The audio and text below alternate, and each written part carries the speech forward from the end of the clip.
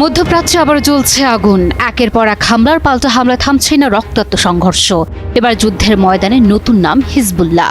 ইসরায়েলের বিরুদ্ধে একের পর হামলা চালাচ্ছে সাহসী এই সংগঠন। এদিকে ইসরায়েল ও হিজবুল্লাহকে কেন্দ্র করে আঘাত হানছে, তবে কোনোভাবেই ইসরায়েলের কাছে মাথা নোয়াবে না তারা। হিজবুল্লাহ বলছে মাত্র 60 মিনিটেই মাটির সঙ্গে মিশে যাবে ইসরায়েলের নিরাপত্তা। লেবাননের রাজনৈতিক অঙ্গন বহু বছর ধরেই হিজবুল্লাহর অস্তিত্ব ও নিরস্ত্রীকরণ নিয়ে বিভক্ত। এখন আন্তর্জাতিক চাপ ও ইসরায়েলি আগ্রাসনের মুখে সেই বিতর্ক আরও তীব্র হয়েছে। লেবানন সরকার দেশটির সেনাবাহিনীকে এমন একটি পরিকল্পনা তৈরির দায়িত্ব দিয়েছে যেখানে বছরের শেষ নাগাদ কেবল রাষ্ট্রীয় বাহিনীর কাছেই অস্ত্র থাকবে। এই উত্তেজনার পেছনে রয়েছে যুক্তরাষ্ট্রের চাপ, যারা চায় হিজবুল্লাহ নিরস্ত্রীকরণ করুক। তবে হিজবুল্লাহ দিয়েছে কড়া বার্তা। এ নিয়ে হিজবুল্লাহ নেতা নাইম কাসেম হুঁশিয়ারি দিয়ে বলেন, গত 8 মাস ধরে ইসরায়েল যেভাবে নিজেদের নিরাপত্তা নিশ্চিত করে এসেছে, সেই নিরাপত্তা মাত্র 1 ঘন্টার মধ্যেই ক্ষেপণাস্ত্রের আঘাতে ধ্বংস হয়ে যেতে পারে।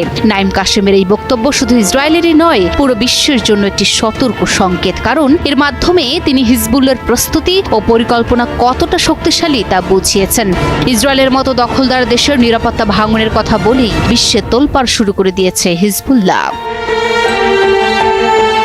একই সঙ্গে নাইম কাসেম অস্ত্র সমর্পণের জন্য আসা আন্তর্জাতিক চাপ প্রত্যাখ্যান করেছেন। তিনি বলেন, আমরা যদি আমাদের অস্ত্র হস্তান্তর করিও, তবুও দখলদার ইসরায়েলের আগ্রাসন থামবে না।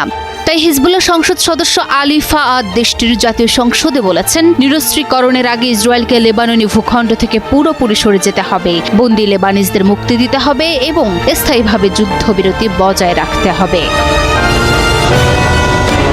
হিজবুল্লাহ দীর্ঘদিন ধরে অঞ্চলটিতে একটি শক্তিশালী সামরিক সংগঠন হিসেবে নিজেদের প্রতিষ্ঠিত করেছে।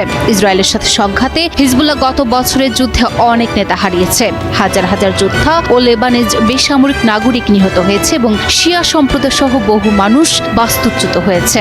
এবার হিজবুল্লাহ কিভাবে ইসরায়েলের এই চ্যালেঞ্জ মোকাবিলা করবে তা এখন দেখার বিষয়। Desk report, news.